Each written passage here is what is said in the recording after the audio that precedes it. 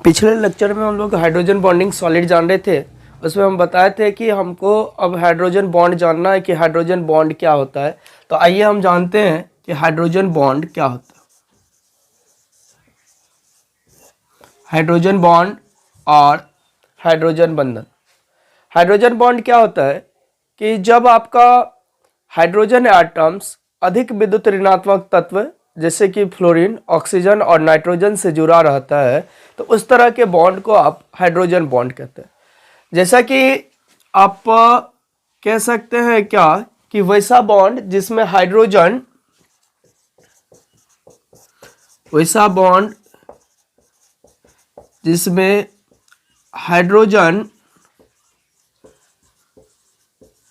अधिक विद्युत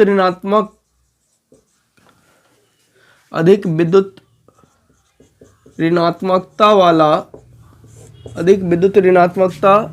वाला तत्व जैसे कि आप कह सकते हैं फ्लोरीन, ऑक्सीजन और नाइट्रोजन के साथ जुड़ा होता है तो उस प्रकार के बॉन्ड को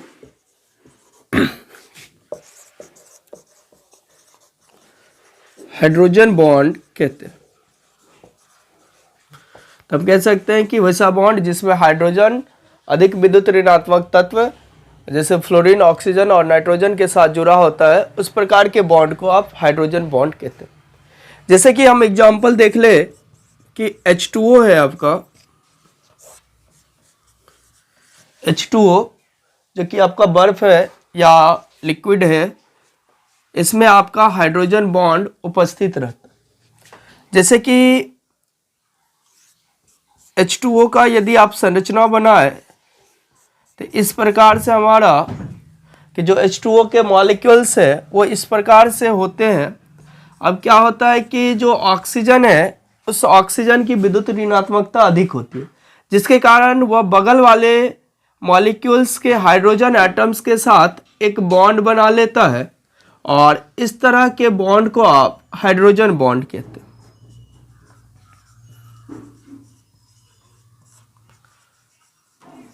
इस तरह के बॉन्ड को आप हाइड्रोजन बॉन्ड कहते हैं।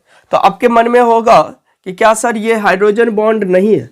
तो ये हमारा हाइड्रोजन बॉन्ड नहीं है क्योंकि इसका जो निर्माण हुआ है वह इलेक्ट्रॉन के साझेदारी से हुआ और जैसे इलेक्ट्रॉन के साझेदारी से जिस बॉन्ड का निर्माण होता है उस बॉन्ड को आप कोवैलेंट बॉन्ड कहते हैं।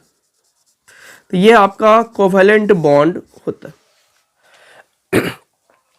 जैसे कि हम नेक्स्ट एग्जांपल ले ले HF मॉलिक्यूल्स का। तो HF मॉलिक्यूल्स में भी कुछ इस प्रकार से हाइड्रोजन बॉन्ड का निर्माण होता है। और अगला जो हमारा एग्जांपल है वो अमोनिया है। जैसा कि आपका NH3, इसमें भी जो अमोनिया मॉलिक्यूल्स है उसमें हाइड्रोजन एटम्स और नाइट्रोजन एटम्स के बीच जो बॉन्ड होता है वो आपका हाइड्रोजन बॉन्ड है। तो ये बॉन्ड हमारा हाइड्रोजन बॉन्ड और H बॉन्ड। इस प्रकार से हम मॉलिक्यूलर सॉलिड जान चुके। अब हम अगला टाइप का सॉलिड जानेंगे जो कि आपका आयनिक का सॉलिड है। तो दूसरा टाइप का हमारा जो सॉलिड है वो आयनिक सॉलिड है। आयनिक सॉलिड होता है कि वैसा ठोस जिसमें अवयवी कणों के बीच आयनिक बॉन्ड और आयनिक बंधन उपस्थित होता है उसे आप आयनिक सॉलिड कहते हैं। तो हम कह सकते हैं क्या कि वैसा ठोस जिसके अवयवी कणों के बीच आयनिक बंधन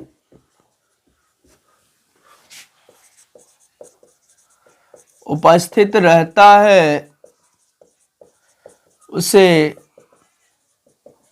आयनिक सॉलिड या आप आयनिक ठोस कहते हैं।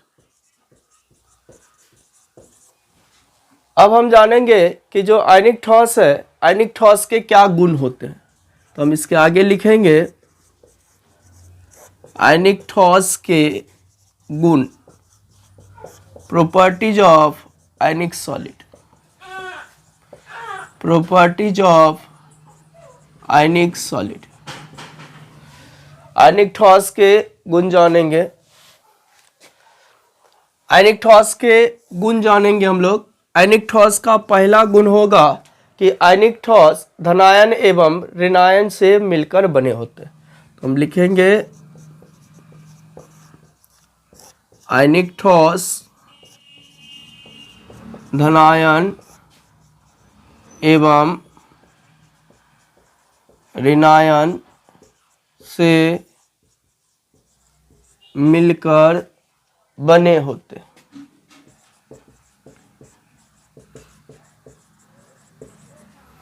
आयनिक ठोस आपका धनायन और ऋणायन से मिलकर बना होता है। जैसे कि आप देखें कि एक धनायन मान लेते हैं आपका Na+ है, दूसरा धनायन है Cl-। तो जो आयनिक ठोस का निर्माण हुआ होगा वह Na+ और Cl- से मिलकर हुआ होगा। और जो आयनिक ठोस है उसमें धनायन और जो ऋणायन है वह आपस में स्थिर वैद्युत आकर्षण बल या इलेक्ट्रोस्टैटिक्स फोर्स ऑफ अट्रैक्शन से जुड़ा होता है। तो आप दूसरा पॉइंट कह सकते हैं क्या कि जो आयनिक ठोस है उसमें धनायन और ऋणायन जो है आपस में स्थिर वैद्युत आकर्षण बल या इलेक्ट्रोस्टैटिक्स फोर्स ऑफ अट्रैक्शन से जुड़ा होता है। तो हम सेकेंड पॉइंट कह सकते हैं कि आयनिक ठोस में धनायन एवं ऋणायन आपस में electrostatics force of attraction, electrostatics force of attraction, या इसी को आप हिंदी में स्थिर वैद्युत आकर्षण बल कह सकते हैं। इलेक्ट्रोस्टैटिक्स फोर्स ऑफ अट्रैक्शन या स्थिर वैद्युत आकर्षण बल से जुड़ा होता है।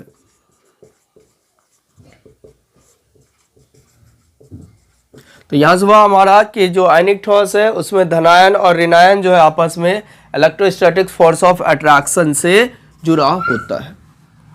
तीसरा पॉइंट है कि जो आयनिक ठोस है उसमें धनायन और ऋणायन आपस में इस प्रकार से जुड़ा होता है कि उसके बीच का जो पोटेंशियल एनर्जी है वह सबसे कम हो या कम हो।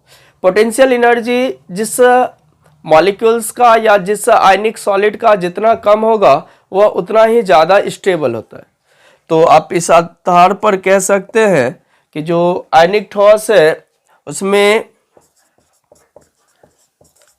आयनिक ठोस में धनायन एवं ऋणायन इस प्रकार से धनायन एवं ऋणायन इस प्रकार से सजे होते हैं कि उसके पोटेंशियल एनर्जी का मान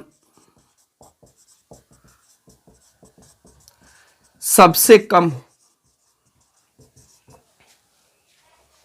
अगला हम चौथा पॉइंट डिस्कस करें कि विद्युत की चालकता का, कि आयनिक ठोस किस प्रकार से विद्युत चालकता दिखाता है।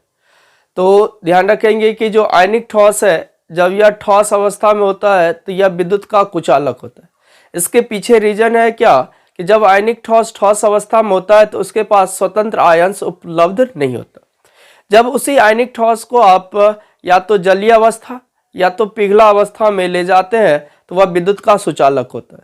क्योंकि जब आप आयनिक ठोस को अब जलीय विलयन में ले जाते हैं तो आयनिक ठोस धनायन और ऋणायन में टूट जाते हैं, अर्थात कह सकते हैं कि आपके पास स्वतंत्र आयन उपलब्ध हो जाता है।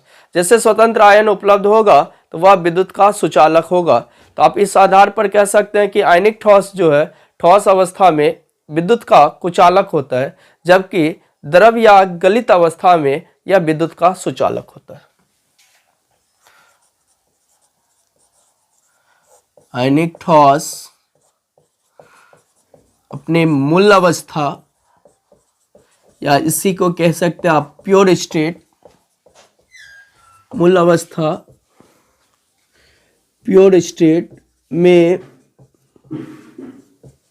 विद्युत का कुचालक होता है, जबकि गलित अवस्था या जलीय अवस्था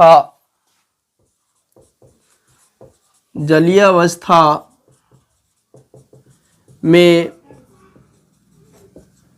विद्युत का सुचालक होता। अगला पॉइंट कि जो आयनिक ठोस है इसके मेल्टिंग पॉइंट और बॉइलिंग पॉइंट का मान अधिक होता। तो हम कह सकते हैं आयनिक ठोस के मेल्टिंग पॉइंट एवं बॉइलिंग पॉइंट का मान अधिक होता। उसके बाद जो आयनिक ठोस है वो आपका हार्ड और ब्रिटल होता। हार्ड कहने का मतलब कठोर कह लीजिए, और ब्रिटल कहने का मतलब हिंदी होता भंगुर। जैसे आप किसी भी आयनिक ठोस को यदि आप तोड़ेंगे तो वह क्रिस्टल के फॉर्म में टूटेगा, और उसी फॉर्म को हम लोग ब्रिटल या भंगुर कहते हैं। तो कह सकते हैं कि आयनिक ठोस हार्ड एवं ब्रिटल होते हैं। छठा पॉइंट के बाद हमारा जो सातवां पॉइंट है वो ये कि जो घुलनशीलता की बात करें तो जो आयनिक ठोस है वो आपके पोलर होते हैं, और आयनिक ठोस पोलर होने के कारण यह पोलर सॉल्वेंट में घुलनशील होता है। तो हम कह सकते हैं क्या कि जो आयनिक ठोस है वह पोलर सॉल्वेंट में घुलनशील होता है। तो आयनिक ठोस पोलर सॉल्वेंट जैसे कि आपका वाटर हुआ में घुलनशील होता है।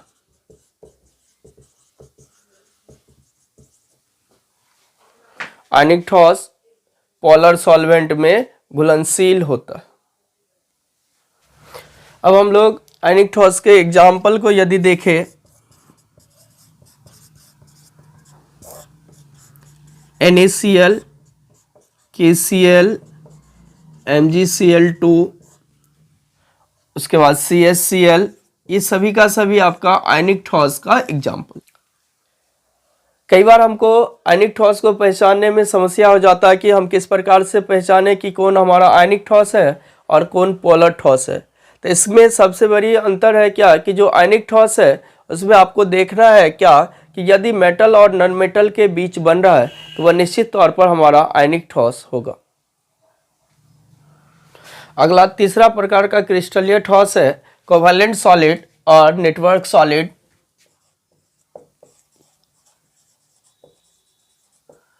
कोवैलेंट सॉलिड और नेटवर्क सॉलिड, हिंदी में इसको आप सहसंयोजक ठोस या नेटवर्क ठोस कहते हैं।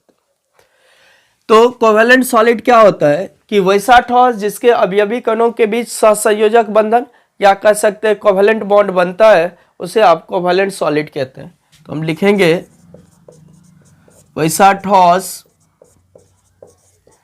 जिसके अवयवी कणों के बीच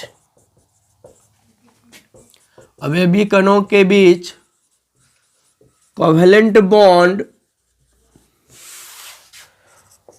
उपस्थित रहता है, उसे कोवैलेंट सॉलिड कहते हैं। इसके आगे हम जानेंगे कि कोवेलेंट सॉलिड के गुण, properties of covalent solid, properties of covalent solid. इसमें भी हमारा पहला प्रॉपर्टीज है कि जो कोवेलेंट सॉलिड है वह आपका कठोर होता है, साथ में रिजिड होता है और इनकम्प्रेसिबल है। तो हम कह सकते हैं यह कठोर यानी कि हार्ड, उसके बाद आपका रिजिड और इनकम्प्रेसिबल होता है। इनकम्प्रेसिबल कहने का मतलब हुआ कि जब इसे आप दबाएंगे तो यह दबेगा नहीं। दूसरी बात कि जो सहसंयोजक ठोस है या आपका ठोस अवस्था और गलित अवस्था, दोनों अवस्था में विद्युत का कुचालक होता है। तो हम कह सकते हैं कि यह अपने मूल अवस्था एवं गलित अवस्था दोनों में विद्युत का कुचालक होता है।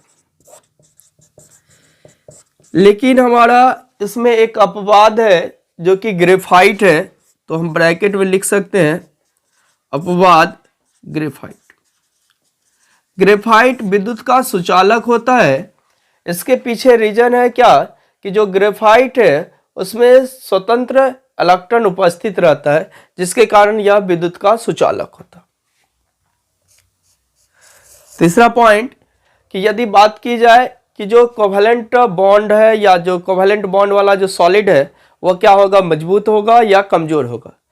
तो अब जानिए कि जो कोवेलेंट सॉलिड है और नेटवर्क सॉलिड है, इसमें एक मॉलिक्यूल्स दूसरे मॉलिक्यूल्स से जुड़कर नेटवर्क लाइक या कह सकते हैं कि जो हमारा जाल की जैसा संरचना बनाता है, जैसे नेटवर्क लाइक स्ट्रक्चर बनाएगा, जिसके कारण इसकी मजबूती क्या होती है, बढ़ जाती है।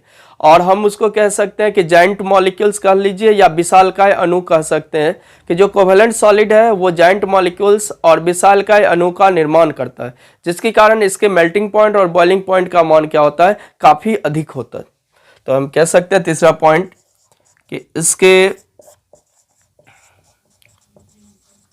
मेल्टिंग पॉइंट एवं बॉइलिंग पॉइंट का मान अधिक होता है, क्योंकि ये आपस में जुड़कर जाइंट मॉलिक्यूल्स या हिंदी में कह सकते हैं विशालकाय अणु, विशालकाय अणु का निर्माण करता। नेक्स्ट पॉइंट, यदि हम लोग घुलनशीलता की बात करें तो जो कोवेलेंट सॉलिड है वह नॉन पोलर होता है और नॉन पोलर होने के कारण या नॉन पोलर सॉल्वेंट में घुलनशील होता है। तो हम चौथा पॉइंट कह सकते हैं कि यह non polar solvent, non polar solvent कहने का मतलब हुआ कि जैसे आपका बेंजीन है और कार्बन टेट्राक्लोराइड है, ये सब आपका नॉन पोलर सॉल्वेंट है। तो हम कह सकते हैं बेंजीन है, कार्बन टेट्राक्लोराइड। तो इस तरह से हो गया कि जो यह नॉन पोलर सॉल्वेंट में घुलनशील होता है।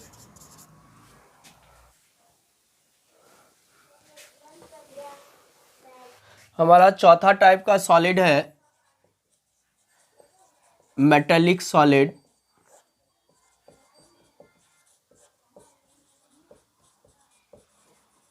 धात्विक ठोस, मेटेलिक सॉलिड और धात्विक ठोस, ये क्या होता है कि ऐसा ठोस है जिसके अवयवी कणों के बीच धात्विक बंधन उपस्थित रहता है, या कह लीजिए कि मेटेलिक बॉन्ड उपस्थित रहता है, उसको आप मेटेलिक सॉलिड कहते हैं। तो हम यहाँ से लिख सकते हैं कि वैसा ठोस जिसके अभी कणों के बीच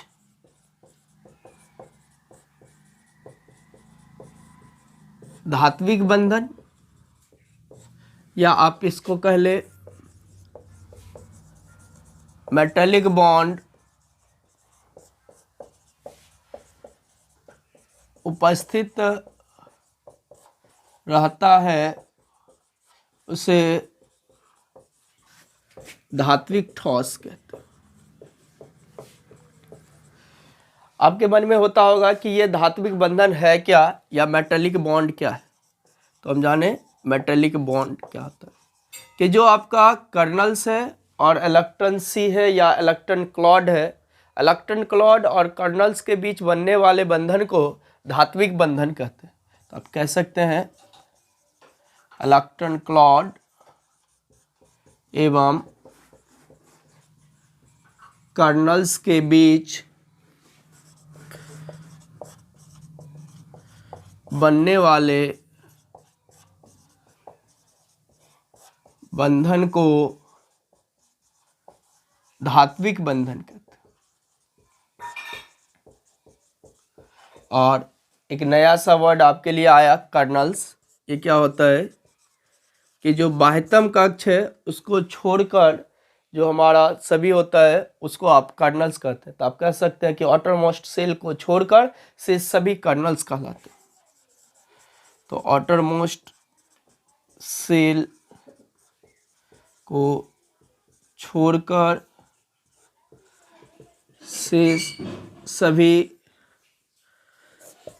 कर्नल्स कहलाते।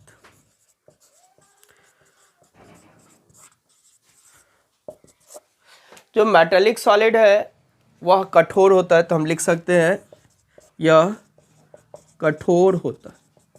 और जो मेटेलिक सॉलिड है इसके मेल्टिंग पॉइंट और बॉइलिंग पॉइंट का मान भी अधिक होता है। तो आप कह सकते हैं कि इसके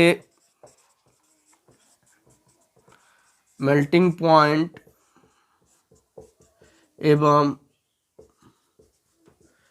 बॉइलिंग पॉइंट का मान अधिक होता है। और जो मेटेलिक सॉलिड है वह विद्युत का सुचालक होता है, क्योंकि इसके पास स्वतंत्र इलेक्ट्रॉन उपस्थित रहता है। तो आप कह सकते हैं यह विद्युत का सुचालक होता है, क्योंकि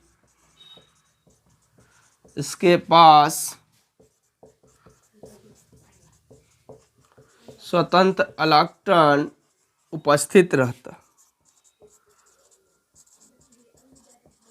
और इसका एग्जाम्पल का बात कर ले तो जैसे हमारा मान लीजिए कि कॉपर है, एल्युमिनियम है, रुबिडियम है, etc। हमारा जो मेटल्स है, धातु है, वह सभी आपका धात्विक ठोस का उदाहरण है। अब हम लोग एनसीईआरटी के इंटेक्स्ट क्वेश्चन 1.6 को देखते हैं, जिसमें है उपस्थित अंतराण्विक बलों की प्रकृति के आधार पर निम्नलिखित ठोस को विभिन्न समवर्गों में वर्गीकृत कीजिए। तो जो हम पीछे ठोस पढ़े, और ठोस जो क्रिस्टलीय ठोस है उसमें जो उपस्थित बॉन्ड है उसको हम अलग, उस बॉन्ड के आधार पर ठोस को अलग अलग टाइप्स में बांटे। उसी टाइप्स में कहता है कि जो नीचे कुछ एग्जाम्पल दिए गए हैं, इन एग्जाम्पल को बांटिए। जैसे सबसे पहले पोटासियम सल्फेट दिया है K2SO4, तो पोटासियम सल्फेट जो होगा K2SO4 ये आपका आयनिक ठोस है, तो आपको कह सकते हैं कि ये आयनिक सॉलिड है। जैसे टीन है, टीन आपका धातु है, तो धातु है तो निश्चित तौर पर यह मेटेलिक सॉलिड है।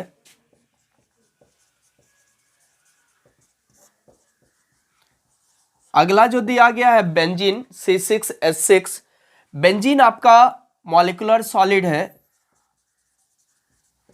उसी तरह से यूरिया भी आपका मॉलिक्यूलर सॉलिड है। अमोनिया NH3 ये भी आपका मॉलिक्यूलर सॉलिड है।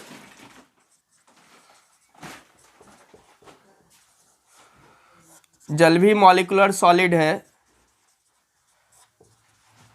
पीछे हम एग्जाम्पल ये सब देख ही चुके हैं। जिंक सल्फाइड जो ZnS है ये आपका आयनिक सॉलिड है, क्योंकि जैसे ही आप जिंक सल्फाइड को तोड़ेंगे तो यह Zn2+ और S/2- में टूट जाएगा। कुछ इस प्रकार से Zns को तोड़ेंगे एक्वस सॉल्यूशन में तो Zn2+ और S/2- में कन्वर्ट हो जाएगा। नेक्स्ट हमारा ग्रेफाइट है। ग्रेफाइट आपका कोवेलेंट सॉलिड है और रुबिडियम ये आपका मेटालिक सॉलिड है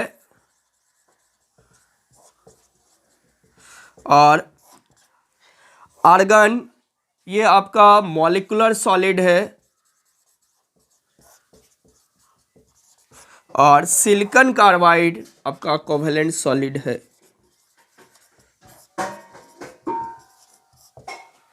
तो इस तरह से हम लोग देख चुके हैं कि जितने भी हमारा एग्जाम्पल दिए हुआ था हम उनको उसमें जो उपस्थित बॉन्ड है उसके आधार पर बांट दिए हैं।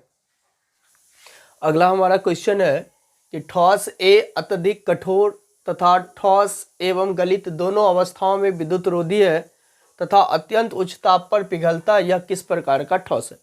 तो आपको कह रहा है कि एक ठोस है वो अत्यधिक कठोर, मतलब कह सकते हैं कि आपका बहुत हार्ड है।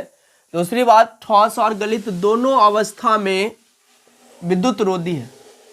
तो यह कह रहा है कि ठोस अवस्था में भी और गलित अवस्था दोनों अवस्था में विद्युत रोधी है, कुचालक है। इसका अर्थ है यह बताना चाह रहा है कि ठोस अवस्था हो या गलित अवस्था इसमें स्वतंत्र आयन उपस्थित नहीं है। तो निश्चित तौर पर स्वतंत्र आयन उपस्थित नहीं है तो यह आयनिक ठोस नहीं हो। साथ ही साथ कहता है कि अत्यंत उच्च ताप पर पिघलता है, यह किस प्रकार का ठोस है।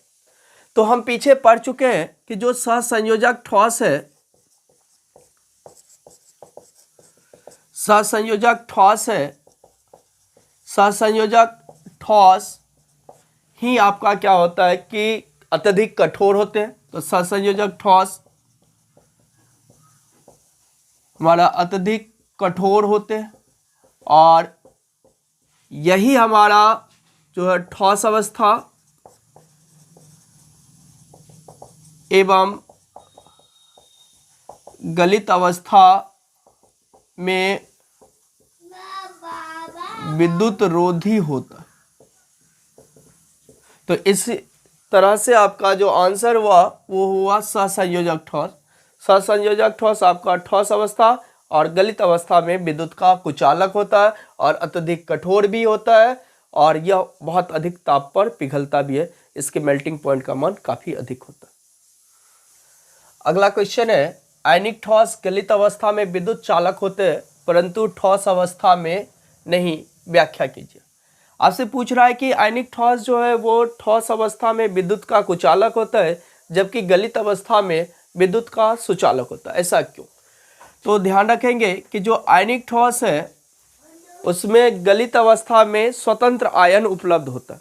तो आप कह सकते हैं क्या कि आयनिक ठोस में गलित अवस्था में स्वतंत्र आयन उपलब्ध होता है जिसके कारण यह विद्युत का सुचालक होता है, जबकि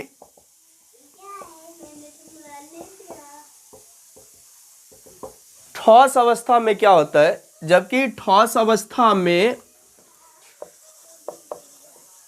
आयन आपस में मजबूत विद्युत आकर्षण बल से जुड़ा होता है, विद्युत आकर्षण बल से जुड़ा होता है जिसके कारण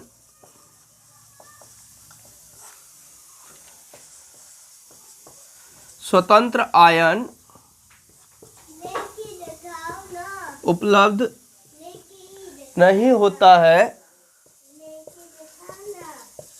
और ठोस अवस्था में विद्युत का कुचालक होता है।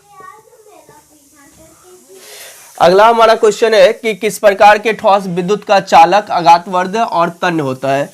तो इसका जो आंसर होगा वो आंसर होगा धात्विक ठोस। धात्विक ठोस जो है वह विद्युत का सुचालक होता है क्योंकि इसके पास स्वतंत्र इलेक्ट्रॉन उपस्थित रहता है। धात्विक ठोस ही है जो कि आपका आघातवर्ध या कह सकते हैं कि मैलिएबल होता है, जिसको आप पीट पीट कर चादर बना सकते हैं। और धात्विक ठोस ही है जिससे आप तार खींच सकते हैं, यानी कि डक्टाइल होता है और तन्य होता है। तो हमारा जो धात्विक ठोस है वह विद्युत का चालक होगा, आघातवर्ध होगा और तन्य होता है। तो हमारा आंसर होगा धात्विक ठोस और मेटालिक सॉलिड।